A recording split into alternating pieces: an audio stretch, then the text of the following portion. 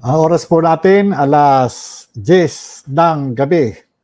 Magandang gabi po sa inyong lahat. Ito po ang inyong lingkod, si Expedia Agent Jonathan Morales. At mamaya ay makakasama natin ang ating butihing kaibigan na nasa Spain, di ba? Nasa Europe. Itong si ano no, yung convenor ng Waray-Waray OFW Talk Show ng Spain. Yung ano no, at ito marami tayong ano no, matututunan sa kanya at ito ay napakalawak ng kanyang mga experience at marami itong natutulungan na mga kapatid nating OFW saan mang panig ng mundo. At ako minsan na rin ano, na naging bisita sa kanyang ano 'no, sa kanyang vlog. So, ayun 'no, at nakakatuwa naman ano at ang dami palang mga nandito sa ating ano 'no, sa ating ngayon. Sabi ni ano 'no, ni The Rock TV87, pa-jacket po Sir JM. Yan talaga naman. Oh, yun. At eto namang si The Rock, eto 'no, ayun nabasa natin 'yan 'no. Etong si LJ Cast 23, Protect Agent JM. Wow, maraming salamat po. Ang sabi naman nitong si ano 'no, OFW Macau, "Yehey! May YouTube channel ka pala, Sir JM. Done subscribe at excited sa mga upload mo, Sir JM. Ingat ka lagi. God bless. Always." Okay, thank you po. At yun ano, kay Jennifer Claire. Yan.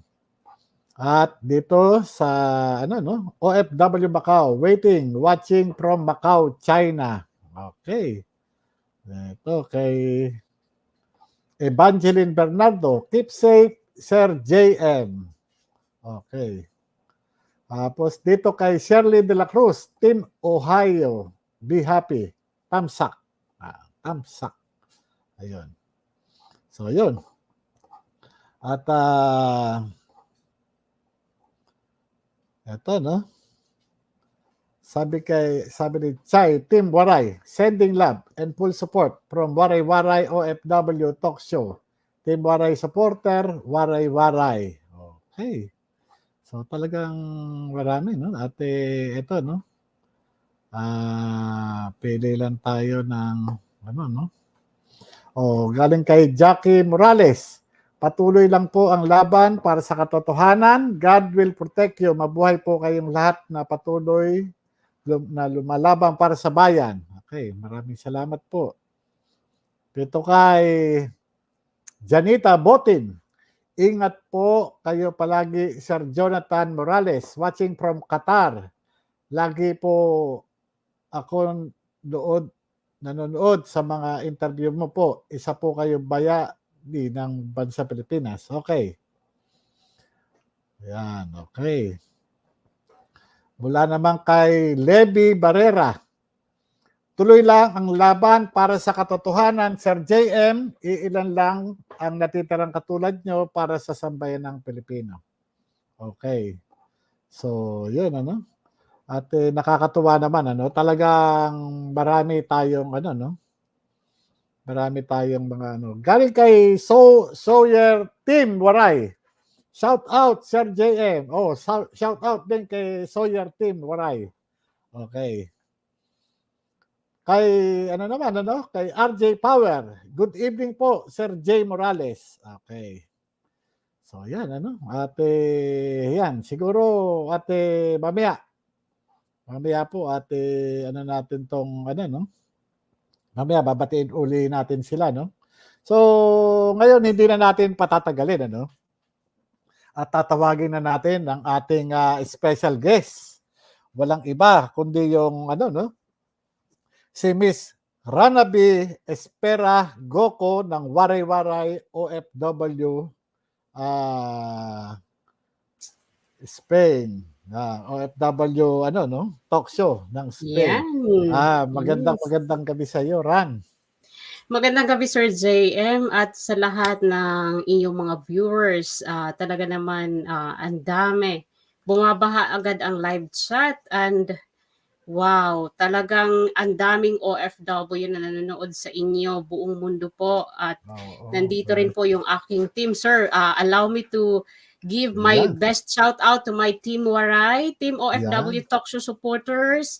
Maraming Mm, maraming salamat sa inyong pag-antabay nitong 10 o'clock in the evening live from Sir JM. Natutuwa po ako, isa po ako sa happy na nagkaroon ng YouTube channel ang ating Sir JM kasi marami siyang maitutulong sa ating bansa, hindi lang sa inyo dyan sa Pilipinas, kundi para kami rin ng mga OFW, mai-educate niya about what is really happening now sa ating bansang Pilipinas. So shout out everyone to all OFW around the world. Kukunin ko na rin itong pagkakataon na iimbitahin ko ang sige, inyong mga presensya sa aking YouTube channel. Isa po akong yan. host na nag-e-interview ng mga OFW sa buong mundo. If you want to share your journey, yung mga pinagdaanan nyo dyan, masaya man o malungkot, please Yan. huwag kayong mag-antubili na i-share sa aking YouTube channel kasi ang aking content po ay para po sa mga kwento mo, kwento ko, at kwento nating lahat abroad. So maraming salamat sa inyo. Maraming salamat, sir. Ayan at talagang ano 'no, suportahan natin ang ano 'no, ang Waray-Waray OFW Talk Show. Yan at ito maraming natutulungan 'to. Ngayon gusto ko sanang ano 'no, sa pamamagitan nitong channel na ito 'no, gusto kong Mhm. malaman kung gaano ka na katagal diyaan sa Spain? Ah, ako ho ay 15 years na dito sa Espanya noong May Wow, 12. 15 years. Yes, at isa na po akong Spanish citizen. Kaya ngayong araw na ito ay very important po dito sa Spain kasi election ngayon dito ng parliament. So, isa po ako sa mga bumoto dahil kami po ay obligadong bumoto since I am now a holder of a Spanish citizen. So we need to Hmm. exercise our vote. At gusto ko lang share, ibigay sa inyo ang konti lang. Allow me Hmm, to share kung gaano po kaganda please. ang botohan dito. Kasi Oo. since this is related to the topic today that we're going to talk about with Sir Jonathan, Mm. napakalinis po dito ng voting system. Anyone can be a BEI, yung magsaserve po sa precinct. Kasi dito po, draw lots. Kung isa po yung pangalan nyo sa nabunot, sa draw lots, wala kang, Mm. hindi ka pwedeng tumanggi, except lang if you have a reasonable reason, important reason, that you cannot serve the election, you have to submit that certification that that will validate that you are not available. So, ang ganda po ng sistema dito kasi anyone can serve yung magpapaboto, katulad sa Pilipinas na mga teachers ang Mm. inaatasan po. Oo. Dito hindi, super linis. Yung isa kong friend ay nabonot siya sa voting, kaya siya po yung isa sa mga naka-duty sa precinct. At wala pong bayad. Hmm. Malinis na Galing, malinis. oo. At isa pang way of voting dito is halimbawa, Marcos, Duterte, Aquino, nakasulat na Mhm. po yan sa isang mahabang papel at pipili ka na lang. And then may naka-ready na rin ng mga envelope. Kunyari, Pinoy ang pinili mo o Duterte, kukunin mo lang yung Duterte, ipapasok mo sa envelope, i-drop mo sa box. Ganun po yung voting Papaano system. naman papaano naman yung counting ano? Ano 'to, automated ba o manual? Automated po yung counting, pero of Automated. course, hindi po yung katulad sa atin na pwedeng madaya. Dito very strong po yung kanilang security when it comes to Hmm. system ng pagka-cast ng mga votes. Oo. Kumusta naman halimbawa kagaya niyan ano, citizen na kayo diyan sa Mm. Spain. May pagkakataon pa rin ba kayo na makapag-participate dito sa eleksyon dito sa Pilipinas?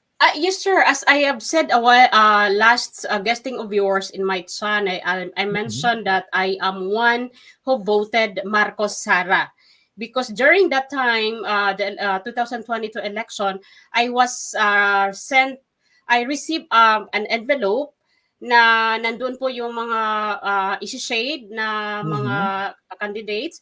Kasi po allowed po ako bumoto since I applied for a dual citizenship. Ayun. Yun So nga ang yung gusto hindi lang kong po allowed, yung yeah, mga Pilipino abroad na hindi po nag-apply ng dual citizen. Ako po dual, ay oo. 2 passports po ako, Filipino and Spanish. So kumbaga, ito yung tinatawag na absentee Absentee voting, ano? voting, yes po, yes Oo, po. ang pupuwede niyo lang iboto is yung mga national position, tama ba? Yeah, yung Oo, sa senatorial at saka correct. yung sa presidency, sa mayor hindi po kami nakakaboto Oo, sa pati local yung level. mga party list system, ano? Yes, we can also Ayun. vote party list. Yes. Oo, oo. So, talaga Mhm, palang ano 'no, kaya napakalaking bagay din ano, yung inyong mhm. participation lalo na dito sa mga kinakandak na national election dito sa Pilipinas.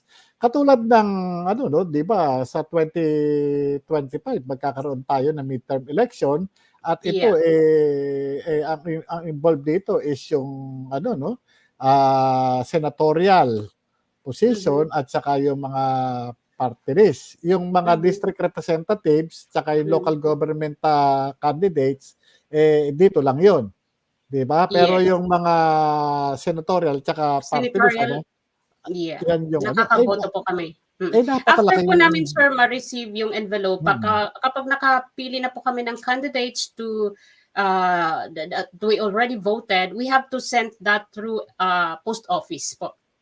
Sa post office kayo mismo nagpapadala Yes, registered at mail po yun, registered mail. registered mail Mm. tapos saan babagsak yun, sa COMELEC mismo? Yes, naka-address po yan sa COMELEC. Sa No, dito COMELEC. sa amin po sa Madrid. Since we have here sa Madrid, Mm. pinapadala po namin sa capital city ng Spain, sa Madrid, Comelec Madrid. Oo, oo, oo. Yes po. Sandali Mm. lang Yes. Okay, so ayan, habang po si Sir ay wala, so shoutout po Chrissy G, shoutout, Livy Barnero, shoutout, Maria Gracia, shoutout po. Shoutout sa inyong lahat. Hello. Yes. ayun. So, yun ano, kumbaga napaka-ano rin pala 'no, at least, nagkakaroon kami ng idea Mhm. tungkol dun sa mga participation ng mga OFW na kapagka nagkakaroon ng eleksyon dito sa Pilipinas. Talaga palang ano 'no, Yeah. kagaya ito 'no, magkakaroon na naman tayo ng 2025 5. ano, national Mhm. election. Siguro talagang eto na naman yung ating mga traditional na politicians. Mhm. Mambobola na naman ng mga kapatid nating Yeah. OFW. Ano yung ano 'no, ano yung nakikita niyo na pagbabago patungkol dito sa parating na eleksyon sa 2025? Oo, sa ngayon kasi parang may kalituhan konti para sa amin na hindi kami physically present sa Pilipinas. Kalituhan in a way, in my own interpretation and on my own understanding, kasi parang ang gulo-gulo na ngayon sa Pilipinas. Parang, Mhm, ang hirap magtiwala ng mga, yung kanilang mga inilalatag na ang aga pa, not maaga kasi that by October they have already that filing, no? So, mhm, uh, wala pa akong nakikitang ano na bago sa atin ngayon mula nung naluklok sila nung 2022. Hindi ko pa ramdam, hindi pa nagsi-sink in sa akin bilang isang remittance contributor, at alam ko namang malaki ang ambag ko sa Pinas. I am proud to say that isa po ako sa mga nagpapalago ng ekonomiya ng bansa kung lumalago man because of our remittance. So, hindi ko po makita hindi pa. Unlike po nung 2016 when President Duterte was been the president, grabe yung ano dito sa Spain, sobrang parang lahat kami masaya. We are very being respected by the locals and other lahi, kasi iba talaga iba noon, iba talaga kaysa sa ngayon. oo, speaking na yung ano, yung ganyan ano, Mhm. ito bang mga nangyayari o napapabalita na mga iskandalo na nababalita dito sa Pilipinas, nakakarating diyan sa inyo sa Espanya? Yes, sir. Talagang nakakarating kasi nasa teknolohiya na po tayo ngayon. So everything is in internet. Talagang nakakarating at nakakahiya dahil ang mga boss ko, especially they know how to speak English, at ang mga alam naman ang mga balita sa atin ay more on English, lalo na yung sa Senate hearing. They're also watching kasi naka-English siya may Taglish siyang mga salita na ginagamit sa line of questioning ng mga resource person. So nakakahiya kasi one of my employer approached me na anak nitong matanda na inalagaan ko na nakakalungkot daw sa Pilipinas ngayon at they don't have that kind of interest to invest kasi parang they are not secured to do some business, ganon. Hindi daw katulad noon na may tinatawag na kamay na Iron Man, which is yung ating Pangulong Duterte, ay mas gusto nila kung if they are going to choose to invest today and the last terms of PRRD, they would rather choose PRRD term than now.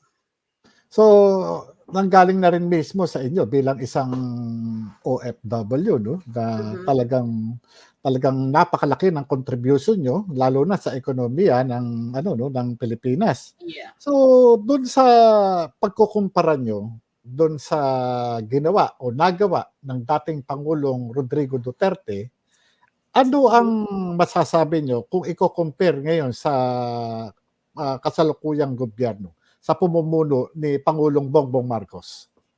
Una, when it comes to pag-acknowledge ng mga OFW dito, ng mga locals, we feel respected, we feel acknowledged, we feel recognized kasi alam nila na ang namumuno noon ay hindi lang strong leader as leader sa Pilipinas, but ang alam nila is this President PRRD is the president whose heart belongs to the poor. Alam nila yon so mas naiintindihan nila yung pamumuno ng PRRD because aware sila sa mga news sa TV man o sa newspaper, naka-front lagi ang ating PRRD, yung mga accomplishment niya at that very early time na nakaupo siya, na-notice agad na mga puti dito yung pagbabago ng ating bansang Pilipinas. And when they talk about security, especially yung mga locals, if they visited our country, so they feel secure. Kasi alam nila na protected by the president, protected ng mga tao sa Pilipinas, and even yung cleanliness ng ating bansang Pilipinas, ipinagmamalaki yan dito the time na si PRRD ang namumuno. Kasi alam naman natin na during the PRRD term, kahit ang Baclaran, kasi nakauwi ako that time, nakita ko talaga kung gaano kalinis, gaano nabago ng PRRD yung Baclaran na ang gulo-gulo ng mga paninda, halos wala ka nang maapakan. Pero during that PRRD time, it was my boss, one of my boss na nagta-travel sa Pilipinas, anak ng matanda, kasi ang matandang inaalagaan ko has 9 children. Na ang isang anak ay piloto, so basically nagta-travel po sa Pilipinas kasi international pilot siya. So nakikita nila ang changes, and now nakakahiya din sabihin na they approach me the term of Marcos, which I voted Marcos. Honestly, I voted him.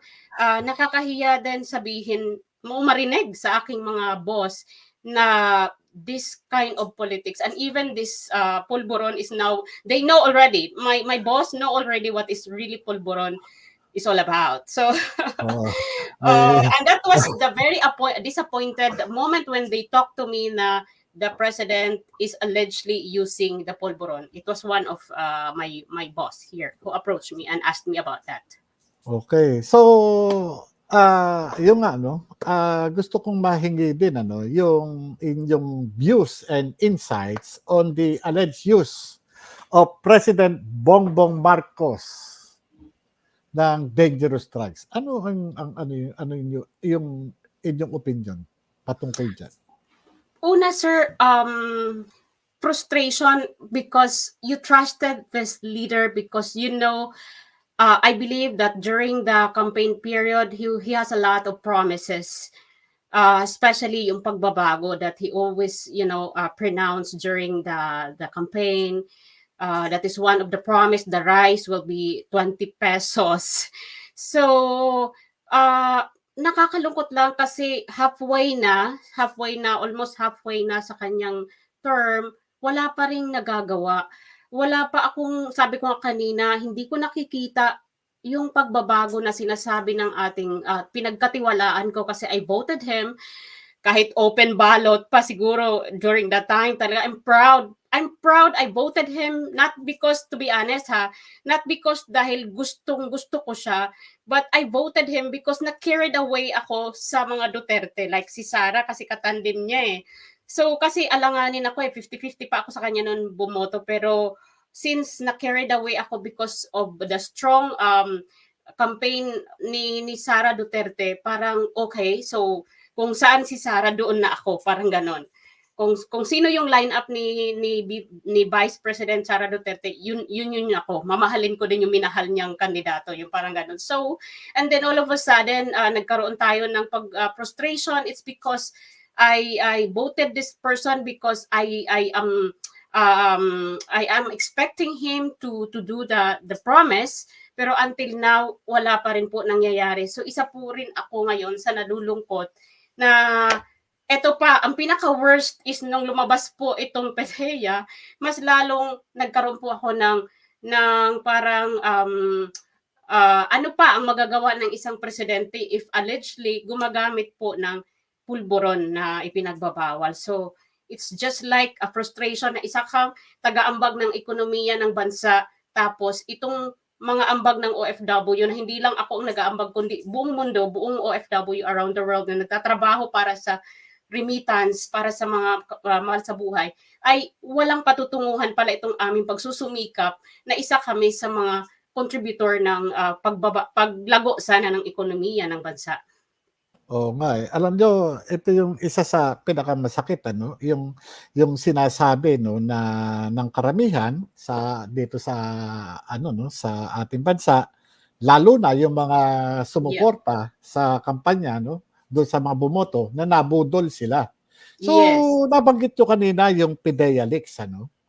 Ano Mhm. yung naramdaman ninyo noong, mabulgar doon sa Senate, investigation, particular doon sa kinandak ng ano 'no, committee ni Senator Bato de la Rosa, yung Committee on Public Order and Dangerous Drugs na sinasabi doon na itong si Pangulong Bongbong Marcos noong 2012 ay nakita 'no, doon sa litrato 'no, na ipinakita ng confidential informant na sumisinghot ng hinihinalang cocaine, isang uri ng dangerous drugs. Bilang Mhm. isang OFW o bilang isang Pilipino na patuloy na nagko-contribute ng ano 'no, ng ano 'no, ng pera para sa ikaunlad na ekonomiya ng Pilipinas, ano yung naging pakiramdam mo? Mm. Well, bago pa man ang PDEA, bago ko sagutin yung PDEA question, bago pa talaga yung lumabas yung PDEA leaks, nagsu-survey na po ako dito, sir, bilang isang OFW vlogger. Nagsu-survey kalye na ako dito sa Spain. So, out of about the president, kung anong mga pagbabago yung ginawa niya compared to the previous, like out of 20 na tinatanong ko, kulilat talaga si BBM, kulilat talaga siya sa survey ko. So out of 20, minsan 4 lang siya, 16 yung si PRRD kasi I am comparing them like kung ibabalik si PRRD sakaling hindi pa siya matanda, are you still going to vote for him? So talagang sa mga respondent dito sa akin dito sa kung saan ako ngayon nakatira dito sa pueblo ng state ng Bilbao, majority pa rin talaga yung tiwala nila sa kay PRRD kung ibabalik lang, kung magkakaroon pa ng election at kung may capacity pa siya to handle the government kasi matanda na siya eh. So kulelat na talaga siya. Lalong nung marinig namin, sir, itong PDEA, lalo na doon sa hearing na naging unfair po talaga. It was not a fair hearing na ginawa. Nung una, Kasi pinagpuyatan ko talaga yan nag-a-alarm ako. It was 4 o'clock here sa Spain, ng madaling araw yung hearing, nasubaybayan ko po yung 4 na hearing na yan, wala akong inabsenan doon.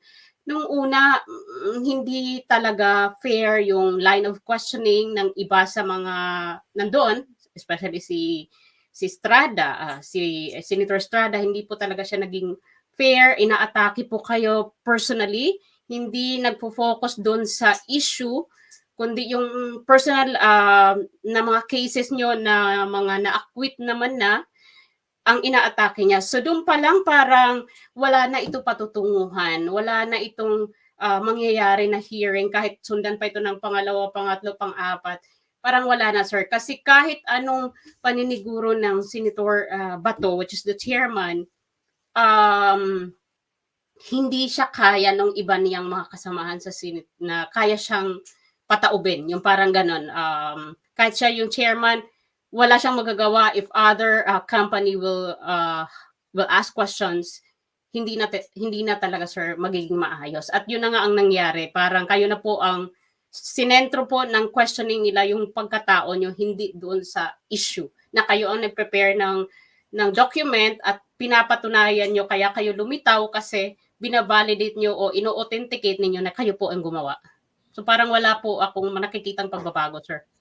Oo nga eh. Alam nyo, nakakalungkot ano. Kasi doon sa ang tangi lang naman ng ano no, ang purpose lang naman nung paglabas ano ng inyong lingkod ay upang sabihin na wala akong kinalaman doon sa paglabas ng dokumento. At ito nga no, dahil nga nagkaroon ng investigasyon yung Senado, ay yung ano, bilang alagad ng batas, eh, ang gusto lang naman natin ano, magkaroon ng transparency and accountability. Kumbaga, bilang alagad ng batas, na nalantad na eh. Nalantad na yung laman ng classified document ano, na naglalaman ng classified information at doon nga nakalagay ano kung ano yung ginagawa nung dating senador o politician na si Bongbong Marcos kasama yung isang artista. At ang tanong ko nga noon ano doon sa Senado eh bilang mga alagad ng batas eh magtatanga-tangahan na lang ba tayo? Yun yung ano eh. 'Di ba? Kasi kung ikaw alagad ng batas, dapat may gawin ka. 'Di ba? May gawin ka, ipakita mo sa tao, iparamdam mo sa tao na sila ay merong nilagay na ang mga alagad ng batas na handang maglingkod kahit na sino pa yung involved, 'di ba? That's true. So, yun yung ano eh, kagaya niyan ano, kaya ako gusto ko talagang makausap kayo mga OFW, no? Kasi ako naging OFW din, alam niyo naman din yan, no? At Yes po. tayo talagang iniiwan natin yung ating mga mahal sa buhay sa Pilipinas. Tiwala tayo dun sa ating mga taong gobyerno na sila yung kabahagi na magpoproteksyon sa ating pamilya. Hindi ba? Sa mga ganitong pangyayari, pagka nakakabalita kayo na lalo na pagka yung mga mismong mga pinuno ng ating bansa eh yung mga involved sa mga gantong mga kabalbalan. Ano yung pakiramdam ninyo? Well, isa kami sa mga affected, lalo pa alam naman natin na umaasa din kami dito sa abroad na makakauwi na kami if in case we have chance to get a job sa atin. Mas gugustuhin talaga namin mga OFW ang magtrabaho sa sarili nating bansa. Pero sa ganitong klaseng pamumuno na walang kasiguraduhan, wala tayong makukuhang trabaho kasi dahil sa nangyayari na ang leader natin ay feeling ko hindi na niya nagagampanan ng maayos yung kanyang tungkulin bilang isang tatay ng bansa who will try to go home. Of course, parang nalulungkot kami na akala namin may deadline na kami dito sa ibang bansa at makauwi na at ma-enjoy naman yung buhay natin sa Pinas. Pero sa ganitong klaseng usapin na involved na mismo allegedly gumagamit ang ating Pangulo at yun na nga ayon sa picture, the picture will tell na talagang hindi siya sa matinong pag-iisip na hindi na kayang pamunuan. Isa pa itong nangyayari ngayon na kaguluhan sa West Philippine Sea na kahit kami dito na malayo, nakakarating sa amin yung mga ganyang klaseng usapin kasi yung mga Chinese din dito sa lugar na ito kung saan ako, we are being also discriminated. Somehow, if we go to buy something in their store, they would attack us about sa nangyayari sa Pilipinas na ang Pilipinas daw ay palaaway, walang consistency ang leader. So they would really we would really hear that kind of sarcastic words coming from the Chinese people dito sa Espanya na mga Chino, mga Chekwa na nandito nagtitinda o nagnenegosyo. So I never hear this kind of sarcastic attack coming from these people during PRRD.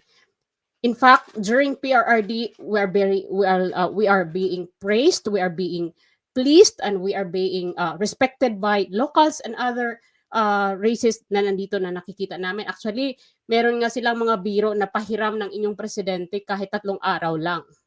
And napakasarap pakinggan pag ganun ang Oo, sabihin 'no? ng Ang ibang sarap ng lahi. pakiramdam nun ano, yung bang kumbaga Yes, sa ano, pahiram naman ng presidente yes. ninyo, ibig sabihin talagang gano'n ka-effective yung dating Mhm. pangulo, 'di ba? Yeah. So yung nasabi mo kanina 'no, nagkakaroon pala ng racial discrimination ano, patungkol dun sa Meron mga sir. ano 'no, oo. This time meron. Oo, This presidency meron talaga kaming ramdam na gano'n klaseng a sarcastic attack by the Chekwa people. grabe 'no, talagang Mm. ano.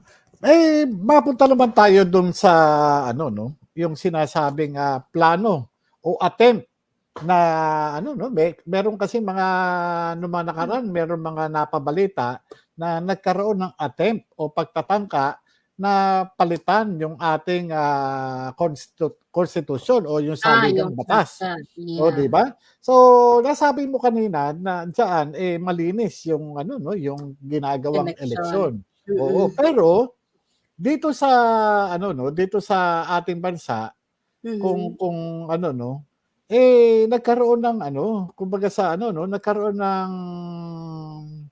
ng sinasabi na 'pag ano 'no, pagbibili ng mga Mhm. karapatan ano, kumbaga sa Mm. pag-aalok ng pera na do'n sa mga ginagawa sa mga barangay para ano 'no, kumalap ng mga pirma. Kasi ito Mhm. yung tinatawag na People's Initiative ano.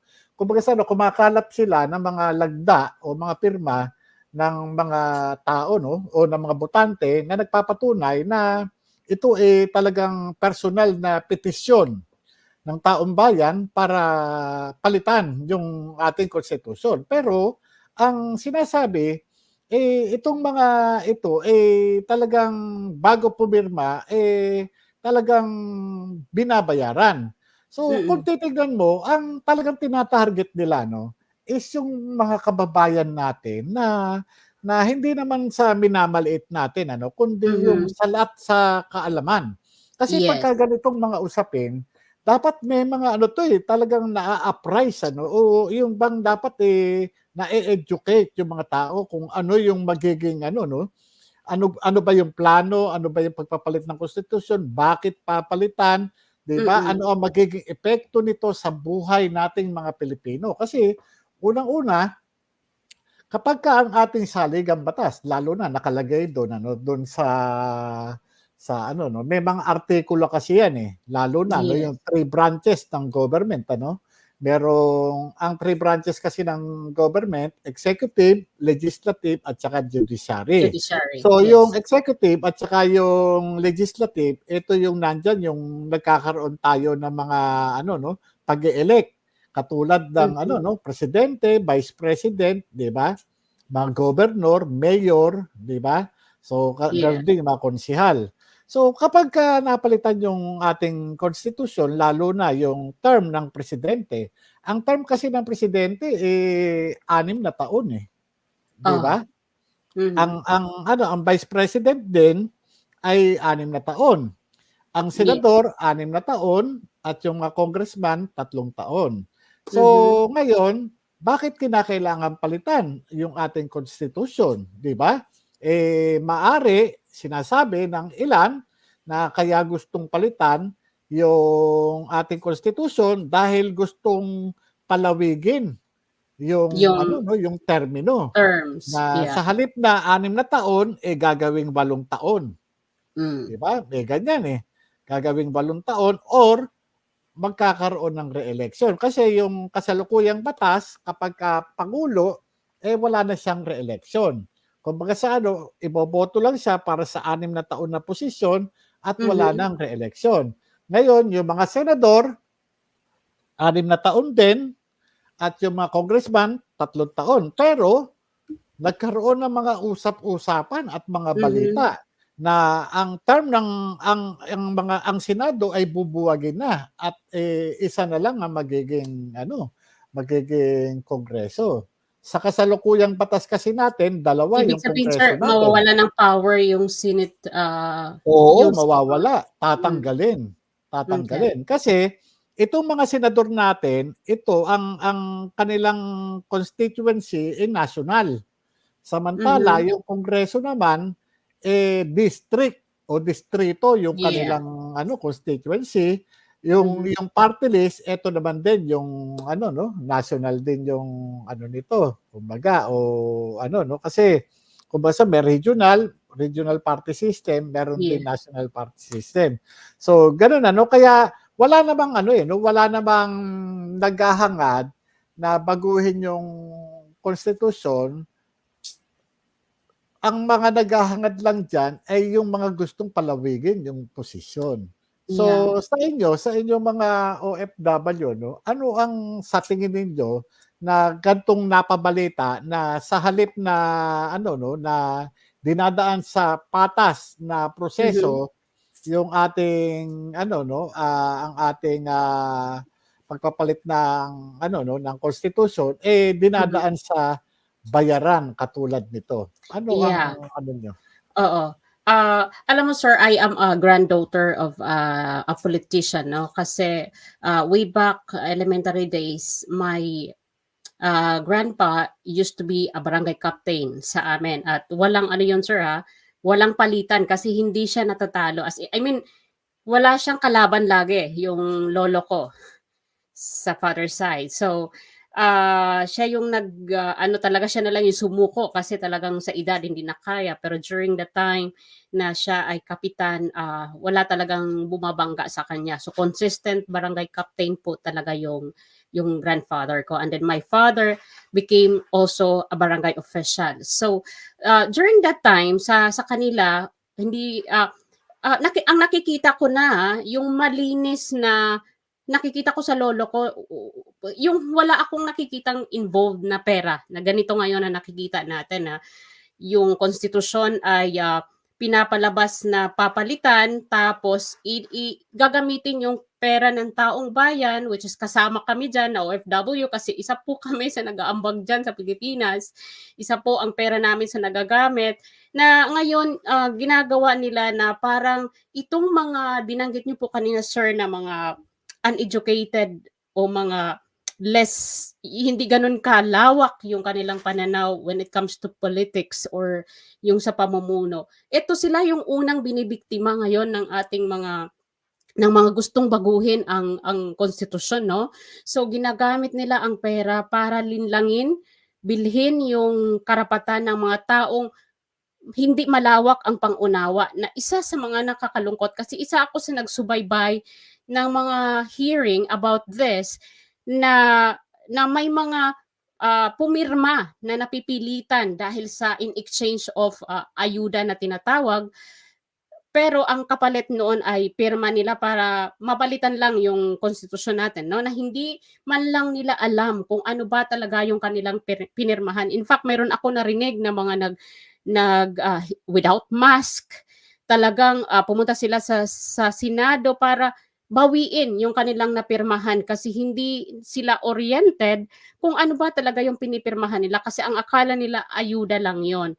At bilang Hmm. OFW kung sakaling, magkatotoo itong, inaano nila, what is this, nilalakad na papalitan ang konstitusyon at palalawigin yung ano, pahahabain yung terminology ng mga namumuno. Alam mo kung ako lang papipiliin bilang ako, kung palalawigin man lang nila, sana sana lang ibalik na lang natin si Tatay Digong, siya na lang, kahit lifetime siya diyan, total nakita naman natin ang pagbabago. Papayag ako basta kahit maabot 20 years o hanggang tumandang-tumanda na ang PRRD, basta siya ang ilalagay, papayag po ako. Pero kung ganito lang na palalawigin nila, tapos ang nababalitaan namin dito sa ibang bansa ay ang presidente natin ay hindi sa matinong pag-iisip because of this allegedly gumagamit ng powdery substance. So, hindi po. Para sa amin, against po talaga kami dito mga OFW. Kahit po mag-survey ako ngayon sa kalsada, hindi po kami sumasang-ayon dito sa Chacha. Isa po kaming against, anti po kami dyan sa kanilang inaano ngayon, isinusulong na Chacha. Hindi po lahat ng OFW dito, majority po dito sa amin ay against po, anti po sila. Isa na po ako at doon sa mga kasamahan ko na pag-uusapan namin na walang patutunguhan ito na pagbabago ng konstitusyon kasi marami pa po tayong problema dapat unahin sa Pilipinas. Una, dapat po talaga ibalik ang bigas sa 20 pesos kasi yan naman ang sabi ng ating Pangulo na ibabalik niya sa 20 pesos ang bigas, pero until now, wala pa rin nangyayari. So bakit babaguhin? Why not mag-focus na lang muna doon sa mga basic na pangangailangan ng ating mga nasa laylayan ng lipunan na kailangan talaga nila ng tulong. So hindi po maganda ang kapupuntahan nito, sir, na pagbabago ng konstitusyon. Kaya nga kumbaga sa talagang kagaya ngayon nagkakaroon na naman ng pag-iikot sa mga sa mga probinsya at ang dito ang sistema namimigay sila ng mga pera, kagaya yan, may nabalita na namimigay ng 10,000. Pagkatapos, pag-uwi nung nabigyan, yung ang sa kanya lang pala, from 10,000, 1,500 lang yung kanya, tapos ibibigay sa barangay. Sabi ko, nakakalungkot naman ito, para bang, ito, parang, di ba, nagagamit yung mga tao, at yung mga tao na, biro mo, pumila doon, umaten, talagang sinagasa yung yung init ng araw o ulan, kumbaga sa di ba? Tapos ganyan parang lolokohin pa na ano ba namang klase ito mga tao na ito? Di ba? Bakit bakit gano'n? So, kumbaga sa kung ikaw may mga kamag-anak ka sa Pilipinas, anong pwede mong sabihin sa kanila? Yun lang ang pinagpapasalamat ko sa mga kamag-anak ko, sir, no? That's a good question. Kasi dahil ngayon sa technology din na nakakatulong na rin ito at aware na ang buong, kahit galing ka pa sa interior barangay o mga far-flung area, no? Na naaabot na ng internet. Yun lang ang kagandahan ngayon kasi kaya na namin silang pagsabihan kahit nandito ko sa Europa, nasa Pilipinas ang aking mga kamag-anak, meron pa akong mga nasa interior barangays pa na mga relatives, kaya na maabot ng teknolohiya, kaya hindi na sila mauuto. Matalino na po ang mga ibang Pilipino ngayon dahil po sa technology, kaya na po namin silang i-discuss sa kanila what is right and what is wrong. Kasi of course, to be honest, meron pa rin akong mga kamag-anak na hindi rin nakapag-aral, hindi rin husto yung kaisipan dahil limitado lang sila dun sa elementary level of their education. So, they don't know what is really happening sa Pilipinas. Pero because of technology at salamat sa mga gadget, kaya na namin silang sabihan na ito yung dapat, ito yung mali. Kaya sa family ko, okay naman sila, kaya pa naman, nakikinig naman sila sa mga sinasabi namin. At baliktad nga, sir, no? Kasi kami ang nasa abroad, kami ang mas aware sa mga tama at mali dyan sa Pilipinas, especially sa pamumuno ng ating presidente.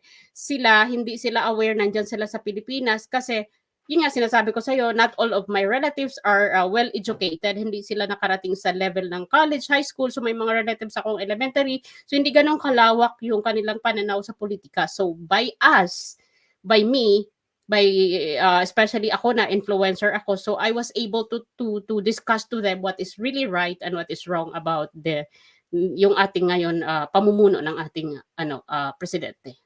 Oo, tama. At alam mo ba, napakalaking bagay nitong Waray-Waray OFW Mm. talk show mo 'no. Kasi unang-una 'no, nakakapag-ano ka, eh, 'no, nakakapag-disseminate ka ng information at Yes. na-e-educate mo yung mga kapwa OFW natin. Kasi dati-rati talagang walang pakialaman, ngayon Mhm. ang meron na tayong means, eh, itong social media, eh. Kaya Yes. agad-agad mawa-warningan natin yung ating mga kapwa OFW, "Uy, kapatid, eh, Mhm. abusado 'yan, 'wag natin iboboto 'yan kasi ganito baka mabudol na naman tayo," 'di ba? Ang kagandahan lang nagkaroon na tayo ng experience. Kumbaga sa ano, Yes. sabi Yes. nga yung experience, ito yung best teacher, eh. Kumbaga That's kung true. wala That's tayong true. ano 'no, kung wala tayong nagiging ano 'no, kung hindi tayo nadadapa ano, hindi tayo magkakaroon talaga ng ano, eh, 'no, Mhm. ng kumbaga ng choices, eh, 'di ba? Dati Mhm. pagka naano lang natin galing sa pamilya ng pulitiko ito o ano, diyan na tayo, eh, parang merong Mhm. bandwagon effect, eh, 'di ba? So, ngayon Yes. nagkakaroon na ng matalinong pag-iisip ang mga OFW at malaking tulong ang Mm. waray-waray ano, ang Oo. Oh, waray-waray sir, I OFW just like talk to show. interrupt you there, sir, sorry. Please. I-a-add up ko lang bago ko kalimutan, which is true yung sinabi niyo po. Sa channel ko ngayon, dati ang pinag-uusapan lang namin nung, PRRD hindi pa ako vlogger during PRRD, ngayon lang ako nung pandemic time lang ako naging vlogger 'no. So, during that time na nag-i-start pa lang po ako sa aking social media, ang pinag-uusapan lang namin yung buhay abroad, yung karanasan mo diyan, karanasan ko, we exchange our journey. And then we talk about social media. Pero now na nagiging mainit yung usap-usapan ngayon sa ating presidente, I was able to interact with my guests. Tinatanong ko rin sila, what is your say? What is your opinion about the president of today? Bakit, could you give us your opinion? We will respect kung sino yung choice mo, pero would you mind if you could also share to us yung mga nararamdaman mo sa nangyayari ngayon sa bansa. So, nai-open up po talaga, sir, doon sa show ko ngayon yung about sa opinion nila. So, bilang taga-ambag. Kasi some of us OFW hindi aware na isa kaming contributor sa pagbabago ng Pilipinas sana, because kami po ang number one na may malaking remittance sa Pilipinas. Tayo mga OFW. Kaya nga tinatawag tayong bayani. Pero yung pagiging bayani, nararamdaman ko lang yun during PRRD. Ngayon, balik ulit. We are not recognized again ngayon. So, yeah, ganun po, sir. Yun, eh, 'di ba 'no? Kaya nga kumbaga sa ano, alam mo sa totoo lang ano, yung bang minsan 'di ba kagaya tayo yung OFW tayo 'no, yung bang parang napakasakit sa'tin pagka yung mararamdaman natin ano na nane-neglect tayo 'no ng pamahalaan Mhm. ano. Tapos minsan may Mhm. mababalita alam mo, isa dun sa mga na-experience ko ano, yung pagkakaroon ng mga drug mule. Ito pa yung isa na Mhm. gusto kong i-share din sa inyo 'no, na Yes. sa lahat ng Pilipino sa abroad ano, huwag tayong basta-basta masisilaw o ano man ano, mabibighani sa mga bagong nakikilala natin. Kasi Mhm. baka dumating sa point na tayo, eh, magagamit as ano 'no, drug mule. Kasi lalo na 'no, Yeah. may mga kasamahan tayong OFW, may mga kapatid tayong OFW na may mga makikipagkaibigan sa kanila, lalo na yung mga West African na drug syndicate ano. Mhm. Madali itong makipag-ano kasi may mga pera, eh. Minsan maalok ka diyan ng ano 'no, ng soft drink o juices o ano man ano, sigarilyo, makuha yung loob mo 'no. Once na tumanggap ka na, yan na, eh, magkakaroon na kayo ng ano 'no, ng kumbaga sa ano 'no, ng relationship niyan, eh. Puwede kayong maging Yes. magkaibigan o magkabatian, 'di ba? Yan, eh. Yes. Hanggang sa makuha yung loob mo and later on, hindi mo alam nagagamit ka na niyan na ano 'no, na kumbaga sa ano, ite-train ka na niyan na hindi mo alam na magiging drug mule ka. Una, pag-iiwanan ka ng gamit ano o ano Mhm. man ano or isasama ka, 'di ba? Magta-travel kayo halimbawa, eh, nandun ka sa ano 'no, nasa Qatar ka, dadalhin ka sa Dubai, 'di ba? O kung ba saan ano, dalhin ka sa Hong Kong o kaya talagang Mhm. dalhin ka sa Sao Paulo, dun sa Brazil. 'Yan, hindi mo alam, later on, yung dala-dala mong bag, may laman na yan, ano? Na ano, kaya kumbaga sa ano, talagang ingat, ingat doon sa ating mga Maging kapatid maging na matalino dapat yes, oo, talaga. maging Oo, matalino. At, mm. kumbaga sa ano, hindi wala namang mawawala 'no, kung minsan, Yes, tatanggi tayo, 'di ba? Alamin muna yes. natin, aralin muna natin 'no, yung mga Mhm, bago nating nagiging kaibigan. Kasi once na magamit tayo niyan as drug mule ano, naku 'pag nakulong tayo ang hirap sa totoo lang. Nung panahon ko sa okey lang PIDEA kung kulong, eh, talagang paano kung bitay ang ano, ang oo. parusa? Oo, Yes. kagaya niyan ano yung iba alam nila 'no, talagang kada biyahe talagang napakalaki ng kita, pero 'pag nahuli ka talaga naku, Mhm, naku habang buhay, minsan bitay mm. pa. So, babalik tayo 'no, dun sa Yes. usapang pulburon, Mhm, ano. So, meron tayong ano 'no, pangulo na ano 'no, na hindi natin malaman ngayon kung ano yung ano 'no, kasalukuyang estado ng kanyang mm, pag-iisip. Kasi nga ayaw niya magpa-drug test, eh. Kumbaga sa ano, eh, 'no, ang tao 'no, na lalo na nasa impluwensiya ng ipinagbabawal na mhm. gamot ano, ang kaisipan niyan talagang ano, eh, hindi siya stable. Kumbaga sa ano, Correct. hindi siya stable. Kaya kung ito papasok sa mga desisyon na importante, talagang nakakatakot. Lalo na sa ngayon ano, Mhm, naggigirian ang ano 'no, na nagkakaroon ng parang anuhan ang girian yung ano 'no, yung Amerika at yung China, 'di ba? yes. So kapag tayo, pumasok diyan sa girian na 'yan, magmimistula tayong ano 'no, yung bansang, Ukraine, 'di ba? Yung Ukraine 'di ba nagpadala sa sulsol 'no, nung mga kalaban ng Russia. Ngayon kita mo yun Mhm, yung kanyang ano 'no, yung sinapit niya talagang giba, 'di ba? Kapagka ang isang bansa, nadamay sa ano 'no, sa giyera o naging mm, target ano ng giyera, talagang nasisira. So ang ano natin dito 'no, ano yung ano 'no, ano yung sa tingin mo na kapag ang pangulo ng bansa, nasa impluwensiya ng ipinagbabawal na gamot, anong mhm. kinabukasan ang nag-aantay sa mga kababayan mo? Well, magandang tanong 'yan, sir. Pero bago ko sagutin, i-shoutout ko muna si Miss Joanne. Hello, kabayan, Miss Joanne, shoutout. Watching from Germany. So, alam mo sir, walang walang magandang kinabukasan kasi unang-una ito ha, mai-share ko po sa inyo at sa mga kababayan natin sa iba't ibang sulok ng mundo. Bilang isang OFW po ako sa Espanya na matagal na panahon. Yung pagbabago na inaasam-asam ng bawat isa, malabo pa talaga sa tubig na malabo. Kasi alam niyo yung PRRD time, ibabalik ko naman po kayo dun kasi ito yung naranasan ko sir, eh.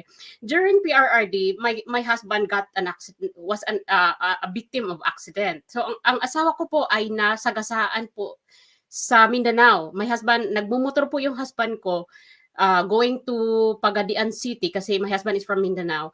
Mhm, So, nagmomotor po yung husband ko way back 2016 na hit po siya ng truck na tinakbuhan siya 'no, tinakbuhan siya. Tapos nung dinala sa ospital ang asawa ko sa Osamis Medical, Center, dead on arrival ang pronouncement ng doktor sa kanya. Tapos, pinilit ko lang po talaga siya na masaksakan ng mga life support baka sakaling ma mabuhay pa kasi nayupi po yung ulo ng husband ko, wala siyang skull sa right, part ng head niya. So I was here in Spain and that case happened 'no.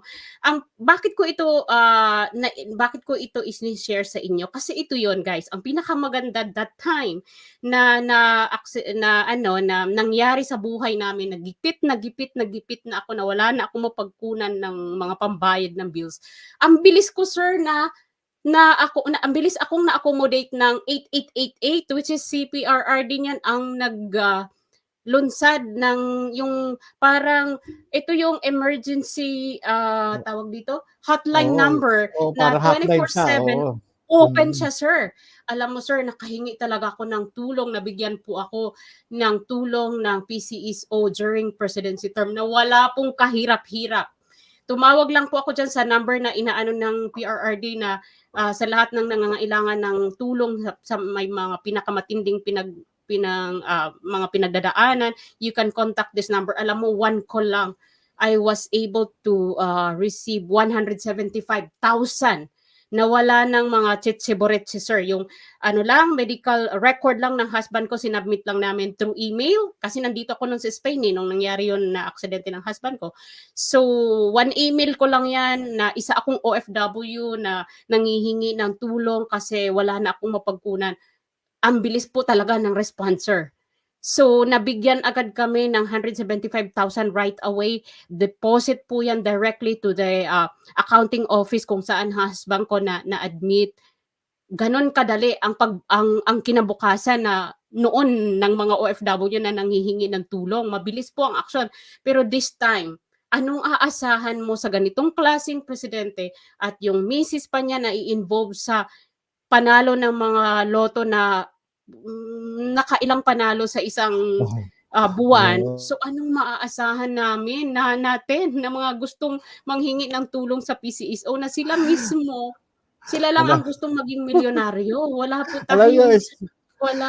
Oo. speaking ng loto, 'di ba? Yes po. Sabi ko nga nung tinatanong ako kung ano raw ba ang gusto ko para hindi na ako umattend doon sa hearing sa Senado. Nung sinabi Mhm. ko na loto, aba, talagang ready ibibigay talaga. Yun lang daw ang inaantay. Kaya Oh, sabi ko really? talagang So grabe, halata 'no? talaga, sir, na sila ang may control sa loto kasi kahit po kayo ino-offer po kayo, pinapapili kayo kung Visa or Lotto, right? Visa ng Hindi, family? Visa and Lotto. Visa, Ah, tsaka ano, oo, kumbaga hmm, sa ano, 'di ba? ano naman ang gagawin biruin mo, naranasan ko na mag-abroad, talagang kumbaga ang buhay ko talaga nandito 'no. Yun yung Mhm, ano, ang buhay ko dito kaya kumbaga sa ano, tsaka hindi rin, kahit anong laki pa ng ano 'no, ano pang salapi iyan ano. Tapos, yes. magagalit naman ang mga kapwa mo Pilipino, wala ang ano, 'di ba? Kumbaga wala rin, yang pera, pera lang 'yan, pagka nagpagamit ka sa pera talagang wala. Ang pera Mm, ginagamit ng tao, hindi ang pera ang gagamit sa ang tao, 'di ba? that's At true, saka yung yeah. parangalan ano 'no, napakaimportante ng ano 'no, nung kumbaga sa ano, karangalan, Ito na nga lang, Hmm, kumbaga ako nga durog na, dinurog yeah, pa, 'di ba? Talagang naranasan ko kung paano ako laitin, talagang alipustain, mhm, maliitin, ipahiya, hindi pa ano 'no, hindi pa sila mga nakuntento, ipinakulong pa ako talaga, 'no? At talagang mhm, kumbaga sa ano, sanay na sanay sila talaga, 'no, mm. na Sir, may talagang tanong po ako sa maliit talaga inyo. ng tao. Sorry po, Please. ako ang guest ngayon pero gusto ko po itanong sa inyo Sige, ito, sige, please. hindi ko po ito naitanong during your guesting niyo sa channel ko 'no. During that time na you were in PDEA, let's say among the 10 employees, isa ka na dun sa 10, alam mo yan, sir, sa environment mo, sa workplace mo kung sino yung mga katulad mo na honest na nagtatrabaho at sino yung hindi. Mga ilan, sir, in your estimate, ang mga nagtatrabaho sa PDEA na tulad mo ang hangarin sa katotohanan? Alam mo marami. Mhm, Ang problema eto 'no, yung choices ano, kung lalaban ka sa sistema, mawawalan ng pagkain sa mesa. Ang hmm, ano, maraming matitino sa PIDEA. Kaya okey. lang dun sa sistema na dinatnan, sa kultura na dinatnan, Mm, hindi po puwede na hindi ka mamili. Kaya nga mm, kung sasabihin mo sa'kin sa from 1 to 10 kung ilan yung ano 'no, talagang kung sa kultura yung pag-uusapan walang matitira. Kasi okey. unang-una, kapagka pinili mo yung tama, mawawalan ka ng trabaho, mawawalan ka ng career. Tulad niyo po na mas pinili niyo yung tama kaya natanggal po kayo sa PDEA? Oo, oo. Kasi unang-una, pagka pinili mo yung tama, eto na eh, kumbaga sa ano, kagalit mo na yung sistema. Sistema Yeah. eh, yung ano eh, kagaya niyan ano, yung manghuli ka ng wala namang ebidensya, pakulong mo ng walang ebidensya, Mm. tapos sasabihin mo hindi totoo yan, sino magagalit sa'yo? 'Di buong Mhm. agency, 'di Yeah. ba? Yun eh, Pero sir, wait lang ang ha. During oo, that time kasi na nasa PDEA po kayo, this is not President PRRD yet, no? It's Pinoy, right? Si Pinoy po yan. So, ibig sabihin lang, sir, isa po talaga kayo sa nagtatrabaho ng tapat kasi kahit nga yung president natin noon ay hindi naman talaga masasabi natin na strong leader talaga si Pinoy kasi hindi naman talaga yan dito na pag-usapan sa Spain na sinasabi na, uy, ang leader nyo ngayon, napakagaling ganyan. Never. It was only PRRD ang na brought up ang pangalan dito. Pero during that time talaga is in general may maihain ka sa lamesa o wala, basta yung trabaho ang paninindigan, isa lang po yata kayo ang ganon. alam niyo correction ano, Mm. hindi ako malinis eh. Dumating ako dun sa sistema 'no, na Mhm. dinatnan ko yun eh. Kumbaga sa Okay. ano, naduguan ang kamay ko, naligo ako ng putik eh 'no. Pero dumating yung point na nag-isip ako, nagpasya ako Ah. na tumawid. Nag-cross ako eh, Mhm. dun sa border eh. Mhm. Dahil yun eh, yun siguro yung kalooban ng Diyos. Kung sasabihing malinis, hindi eh. Hindi eh, dahil naduguan ako eh. Dahil nabuhusan ako ng putik, naligo ako ng putik. Pero nagkataon na nakaalpas ako dun sa putikan. Okay. Yun yung ano, kasi kinakailangan bilang alagad ng batas ano, alam mo kung saan ka lulugar. Alagad ka ng batas eh. Teka muna, dumating sa'kin yung point ano, teka muna, alagad ako ng Mhm. batas. Dapat ipagtatanggol ko yung ano 'no, yung mahihina laban dito sa malalakas na gumagawa ng masama, Mhm. 'di ba? Kumbaga sa ano, 'di ang choice mo lang talaga eh, mamatay o mabuhay. Yeah. Yun eh, yung tipikal ba na yung kamatayan ng kinabukasan mo eh, kamatayan ng pamilya mo, walang kakainin, Mhm. kumbaga wala ka ng career, 'di ba? Yes. Wala ng career yan, gago yan eh, tanga, Mm, mm, 'di mm. ba? Tanga yan eh. Oh, bakit kamo? Eh, susunod lang siya eh. Oh, umalis pa, oh, 'di sana direktor na yan. Ang tanga niyan eh, Okay. 'di ba? So, yun yun Yes, yung na-gets yun ko, mm. yun yung ano, kumbaga after nun ano, after ng PIDEA ano, so wala na si career. Pero hindi pala, meron palang magandang buhay na nag-aantay sa'kin, Mm, mm. which is ito yung katahimikan. Nagkaroon ako ng peace of mind. Nagkaroon Hmm. ako ng peace of mind. So yun yung isa ron sa ano at nakilala ko kayo, mga nakasama ko na kayo ngayon ano, 'di Yes, ba? Yun at minahal yes po. ako ng sambayan ng Pilipino. Mhm, Ito yun yung isa po. sa mga maipagmamalaki ko sa aking pamilya. Nakita naman nila, eh.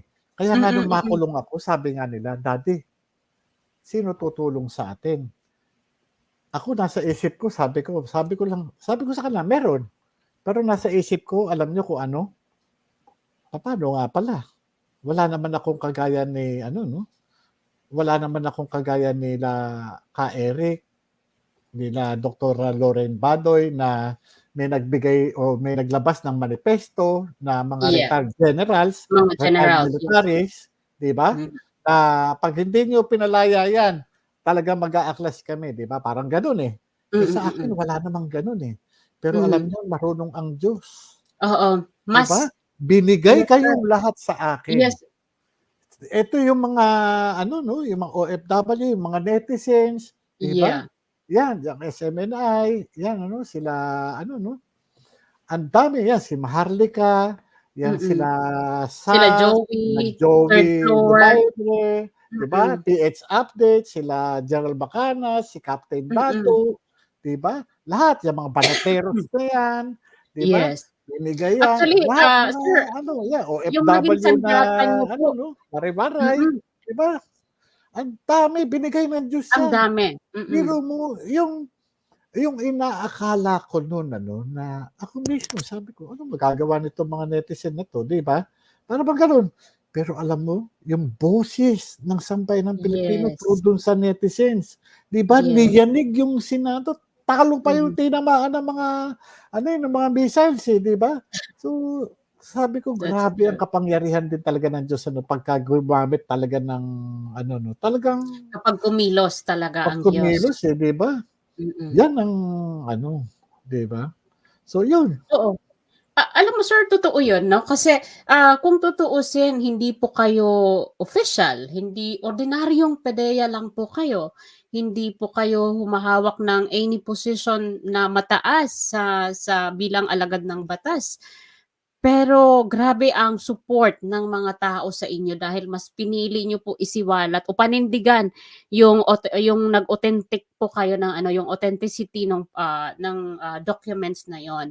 So, ang tao oo, ngayon sabi ko nga, matalino na, hindi na nila mauutok kahit ano pa nilang paninira na si PDEA Agent Morales, ano yan, sinungaling yan. Hindi nga nila ma-convince si Senator Estrada nung ginigisa kayo, mas madaming nagalit sa kanya kaysa sa nagsimpatiya sa kanya. Mas maraming oo. netizen ang Alam nagalit.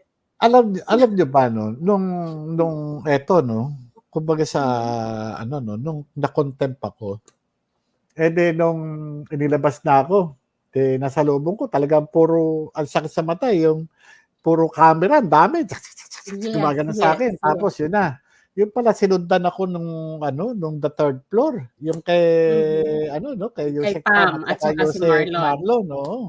Sinundan Mhm, nila ako. Alam niyo hindi ko alam na talagang hanggang dun sa may baba papuntang detention ano 'no, detention cell ng OSAA, nasundan pala ako. mhm, Alam niyo kung bakit pala nila ako sinundan? Gusto nilang masigurado 'no, gusto nilang madokumento na dinala niyo diyan ng buhay 'yan, mm. kinakailangan pagkalabas niyan buhay pa rin. Yun yung ano nung Yes, mga taga third floor at hindi mm. pa yun.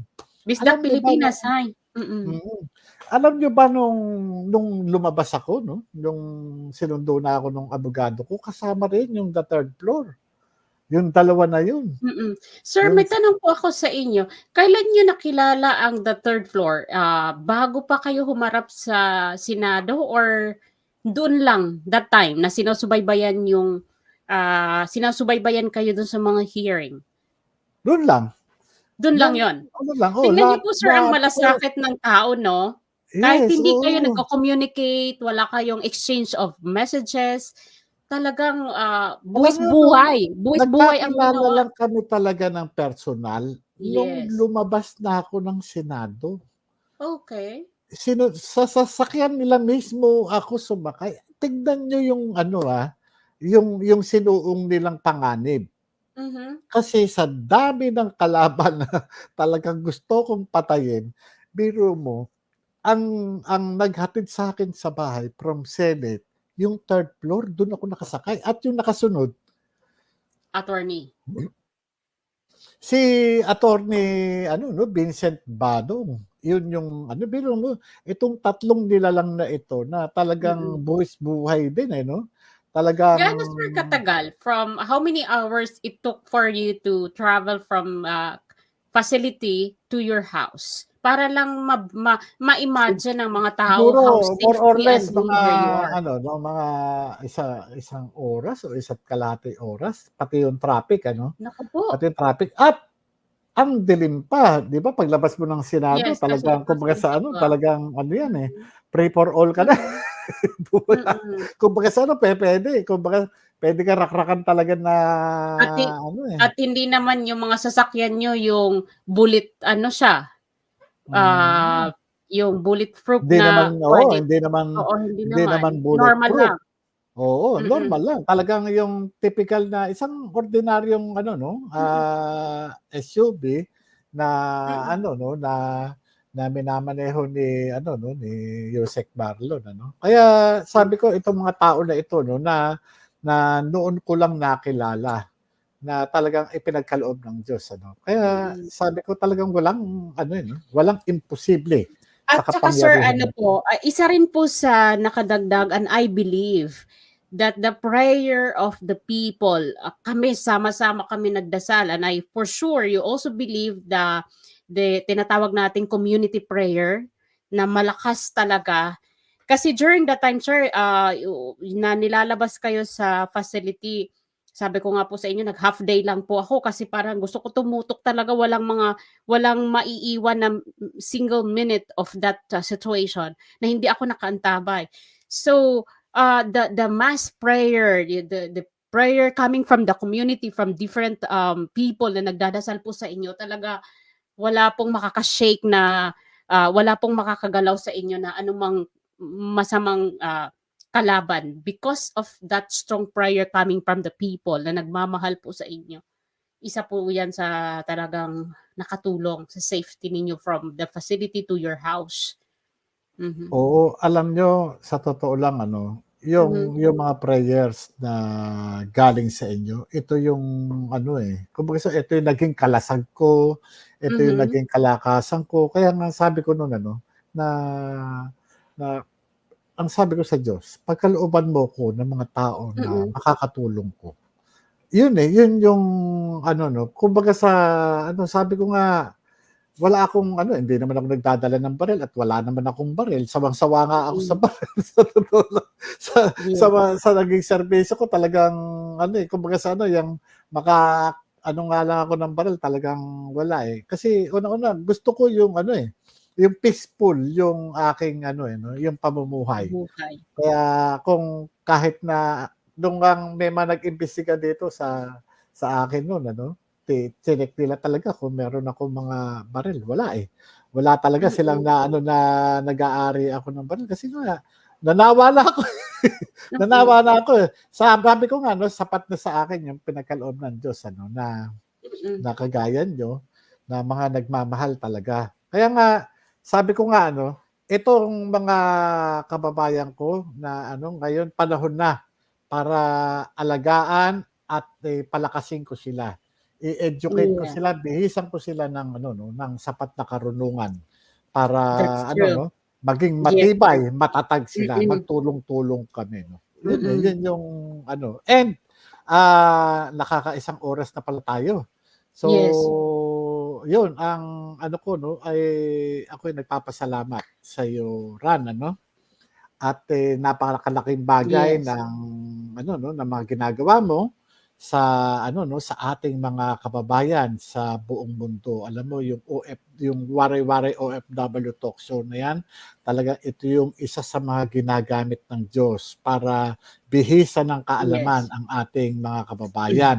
Huwag ka sanang Salamat. magsasawa sa pagtulong kasi nga marami Yes, tayong sir. mga distressed na kababayan na kinakailangan din ng kausap. Kasi alam ko naranasan mo 'yan nung mga Mhm. unang taon mo bilang That's OFW, true, 'di ba? sir. Yun yung Napakahirap, ano, talagang napakahirap po.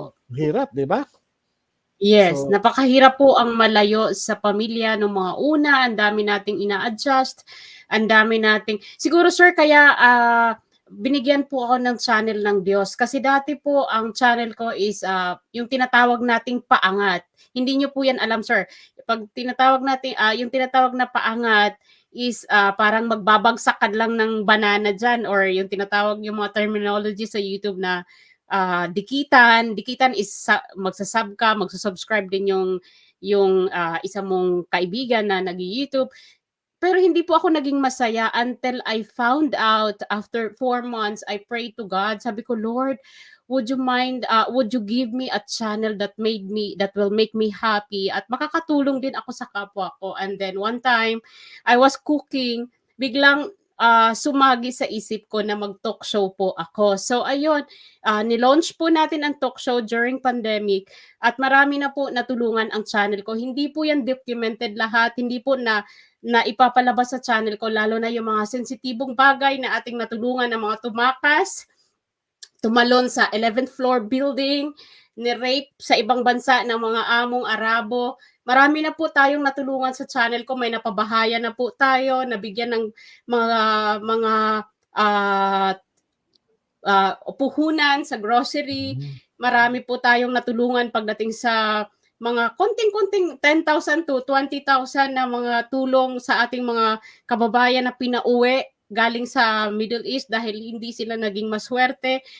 Through my channel po ay marami nang natulungan ang Waray-Waray OFW Talk. So hindi po yan galing sa akin lahat, kundi galing po sa mga following sponsors na nakikita po nila kung ano yung ginagawa ko. So sobra po ako nagta-thank you sa lahat na sumusuporta sa Waray-Waray OFW Talk Show at sa lahat po ng gustong mag-share ng inyong mga karanasan abroad, ex-abroad man kayo or recently nagtatrabaho sa ibang bansa, you can ever click my YouTube channel, Waray-Waray OFW Talk Show, and feel free to share your journey abroad. So yun po, at isa po si Sir Jonathan Morales sa aking nakapanaya dahil si Sir Jonathan po ay ex-OFW from Japan. Ayun. Ayan. Talagang ano, siguro Oo. yung mga natitirang ano natin, magbasa tayo ng ano, no? Magbasa tayo ng Yes sir, go ahead. Kailangan sila comment. i-acknowledge. Okay.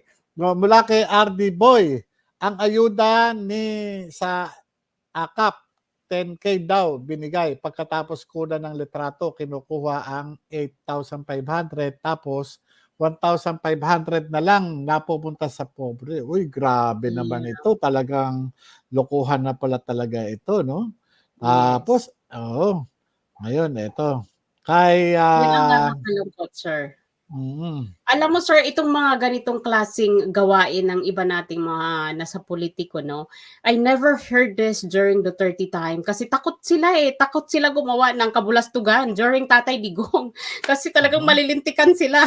Ay, talagang oo. Kasi alam mo kahit ako talagang personally talagang na-witness ko 'yan na kasi mino-monitor namin no, yung mga anti-drugs campaign Talagang masasabi mo talaga nagkaroon ng significant ano no.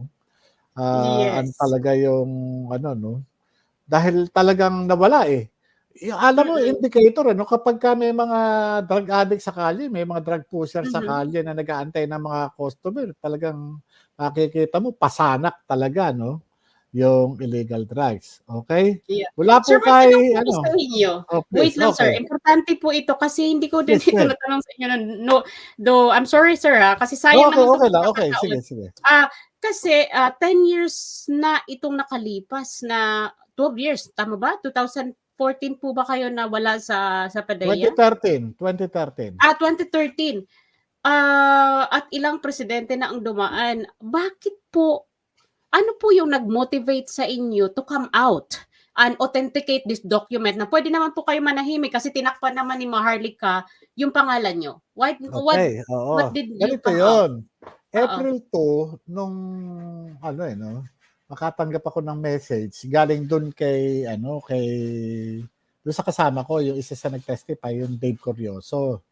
So, yun nga no, sinabi na merong nilabas yung vlogger na yung ano, yung PDEA documents at pinadala sa akin yung link ng ano no, nung Okay. YouTube. So, nung mapanood ko yun, nagkataon nandun ako sa isang kainan nun dahil kasama ko yung tubero. Naggawa kami ng tubig nun dun sa aming paupahan. So, alam mo hindi ako nakakain talaga nun. Para ako na ano, kasi alam mo kung bakit? Yung kasing nakalagay dun sa dokumento na inaano ni Maharlika, presidente na ngayon. Kaya Yeah. kaya para ako yung bang naghalo ba yung nervyos ba at saka yung para siyempre yung edad ko na, 'di ba? So, parang Yes. tumaas din yung presyon ko tapos hindi ako makakain. Uwi kaagad ako, pinabalot na lang yung pagkain, binigay ko sa tubero. Ngayon, pag-uwi, pinakita ko dun kay commander yung ano 'no, yung video sa YouTube. Panood namin. Unang reaksyon niya sabi niya, "Oh, kotse mo yun yung binabanggit ni Maharlika na plate number. Okay. Tapos sabi niya, ang tanong kaagad sa akin, tinanong niya kung ano sabi ng boss ko. Sabi ko, dinay na lang daw namin, sabi kong gano'n. Kasi nung habang nandun na ako sa restaurant, yung nga nagkaroon na ng tawagan na kausap ko na nga Okay. yung kasama ko na naka-speakerphone siya, pag nagsasalita ako, sumasagot siya doon sa background.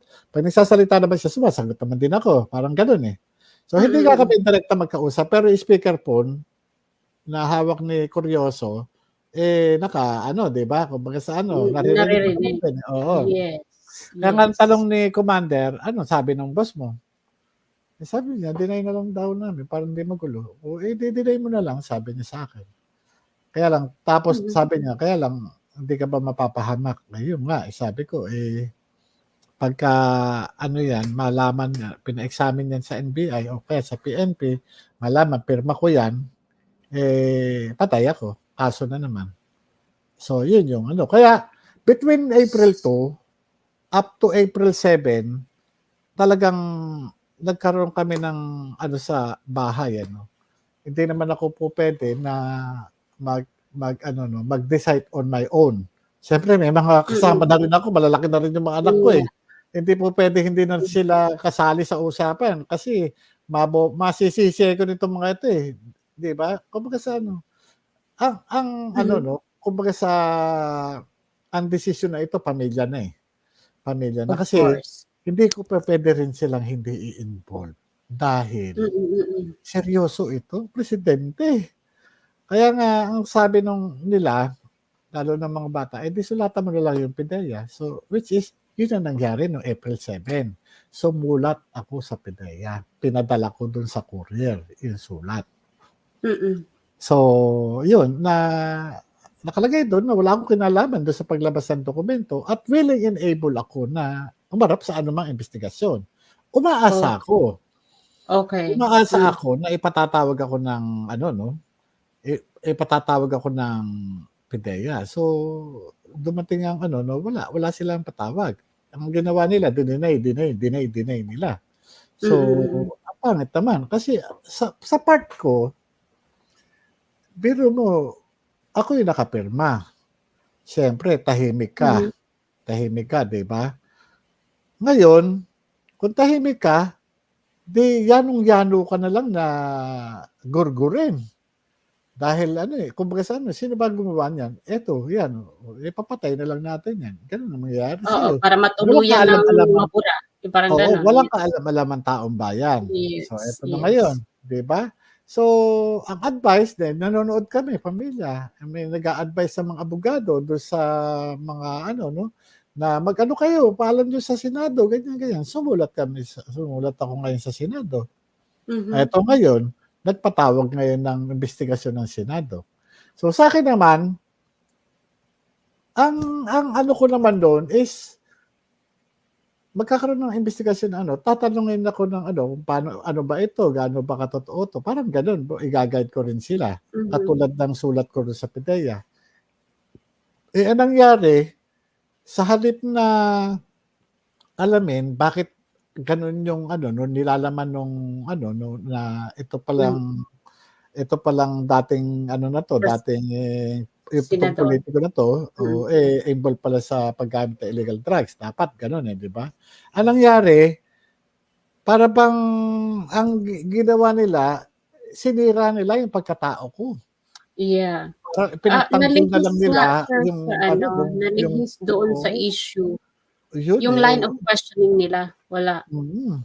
Kaya kumbaga sa ano, sabi ko nga, "Ano ba 'tong nangyari na 'to?" 'Di ba? So, iba yung nangyari dun sa ano, kumbaga sa ano, yung hindi na yung paggamit, 'no? Wala na rin sa Yes. paggamit, kundi yung pagkatao ko na yung sinira. Iba, Mhm. iba na yung ano, kasi ang issue ro'n, yung pulitiko gumagamit at yung Mm. pulitiko na gumagamit na yun naging pangulo, 'di ba? Yeah, Naging yeah, pangulo. Kaya ano ang yun ano lang. nun, ano ang epekto, Mm, 'di ba? Biro mo, yung pulitikong gumagamit na yun, yun na yung pangulo. Ngayon, ano ang mhm. epekto nito, 'di ba? Ano ang epekto nito dun sa ano 'no, sa pagpapatakbo ng bansa natin. Kung ang isang taong gumagamit, lalo na't pangulo ng Republika ng Pilipinas, Mm. tapos ikaw nasa impluwensiya ka na nagpapawal ng gamot, anong desisyon ang Walang pupuwedeng ano matiwala. 'no, 'di Yeah. ba? Anong kahihinatnan ng bansa natin? Magulo, magulo yung pag-iisip. Hindi siya makapagbigay ng eksaktong desisyon o tamang desisyon. Katulad na nangyayari ngayon. 'Di ba? Mm. Gaano tayo nakakasiguro na siya pa ang nagdedesisyon? Sa takbo lang ng bansa natin ngayon, mukhang iba't ibang tao na ang nagdedesisyon. Yeah. Yun, Maraming yun. nakapaligid sa yung hindi siya ang nagdedesisyon, yung asawa niya. Yun yung ano. So, Sir, kung meron yun. kayong, kasi ngayon parang nanahimik kayo for a long time after your PDEA journey. Ito ulit, nagulantang na yung pamumuhay nyo, affected na rin yung security ninyo. Kung meron kayo, sir, i-rewind, if our life just have a rewind, merong ibabalik, ano yung mga ibabalik mo at ano yung nilulook forward mo ngayon na sa dami na ng sumusuporta sa'yo, kung meron kang mga ibabalik sa in general sir, ano yung babalikan mo at ano yung ilulook forward mo? That's my last question kahit ako yung guest. Hindi. Ko lang kasi Hindi. importante Ito ko eh. yung ano, no? Ito yung kaayusan at kapanatagan ng ating bansa. Yun, ano. Ngayon, Yes. ang ilo-look forward ko rito is yung ma-equip ko ng proper knowledge, ano, ang ating mga kababayan. Kasi, ang Yes. kinakailangan natin, mapalakas natin ang ating mga kababayan, ma-equip natin para hindi niloloko. Di ba? Kasi mahirap sa mga kababayan natin kapag tayo niloloko. Kasi kung tayo laging ganito ang ating mga kababayan, sasamantalahin lang ng mga politiko, 'di ba? Na-exploit, 'di ba? Para maiwasan yung exploitation, sabi nga better na i-equip natin sila ng proper knowledge. So, nagtatagal tayo. Last Yes. parting Maraming words. Parting words ni Ran. Ayan, maraming Okay. salamat sa inyo sa panahon, sa mga oras na nag-antabay kayo dito, 1 hour and 26 minutes. Maraming salamat sa pagsama niyo po sa amin ni Sir Jonathan Morales. I stand always corrected, guys, kasi I am a waray-waray. So I came from a Bisaya province, so I speak very fast. I speak strong. So pasensya na kayo sa aking Tagalog, very bad talaga. So at to the point na I'm here living in Spanish Spain, na ang English dito ay welcome, Colgate, Colgate. So what will I learn? So pasensya na kayo at halo-halo na. So pero thank you very much for being here with us with Sir Jonathan, and thank you, sir, for having me in your show. At nandito po kami, mabuhay po kayo at sa happy kami na nagkaroon kayo ng channel na marami ang may influence ninyo at mai-educate. Oo. Maraming salamat din, Ran. Ano? Ang ganda pala ng pangalan mo, no?